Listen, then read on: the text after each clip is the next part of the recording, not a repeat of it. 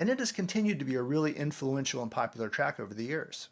So on to the song itself. It's important to remember that this is a dance track. It's not necessarily meant to just be sat and listened to. You're supposed to move while you're listening to it. However, I'll still evaluate it as a pop instrumental. And by the way, I'm evaluating the album version of the song from Herbie Hancock's album Future Shock. It's the version that's about 5.5 minutes long. So the first minute of the song I think is really great. You get the drum machine, you get the scratching and the rocking guitar hit right away. The bass and the hand drums come in, and then you get the vocal samples, and of course the keyboard riff comes in. Over the second minute of the song, I personally feel it loses a little momentum. You hear the riff, but it's played in augmentation, meaning it's kind of stretched out to be longer. I do kind of like the semi-horror movie synth textures though, that's pretty cool.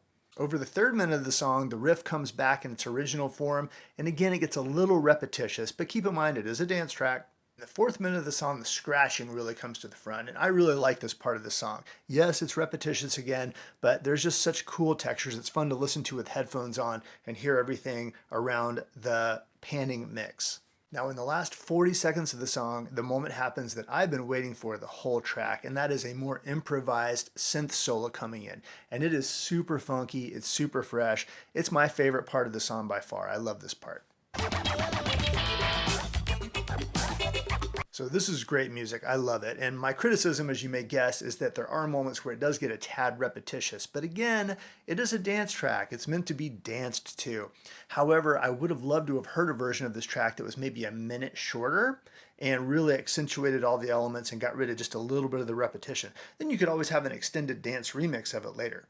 And yes, I have heard the 3.5 minute cut of the song, but for me it doesn't really solve some of those issues because it gets rid of some of the parts I like some of the scratchy, and keeps some of the more repetitive parts.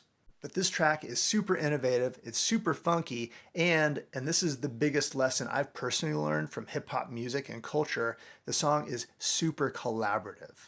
I give this song a 7.5 out of 10, great.